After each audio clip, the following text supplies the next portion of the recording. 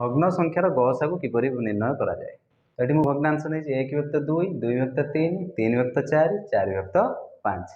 तो गसागु निर्णय कर सूत्रटा अच्छी लब मानकर गसागु विभक्त हर मानकर लसागु। तो एठारे लब अच्छा 1 2 3 4 तो आग से मानकर गसागु नहीं जावा।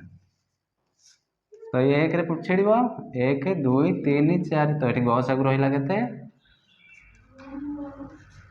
ना 1 सेमती हर माने अच्छा कौन ना 2 3 4 5 तार भाग करिया लसागु 2 3 4 5 तार लसागु भाग करले 2 के 2 3 रहा 2 दुणे 5 तो लसागु हो गला 2 गुणन 1 गुणन 3 गुणन 2 गुणन 5 तार उत्तर हो 60। तो ऊपर बाहर 1 तले बाहर 60 तार उत्तर हो गला 1 विभक्त 60। भग्नांश गुड़िकर गसागु होची 1 विभक्त 60।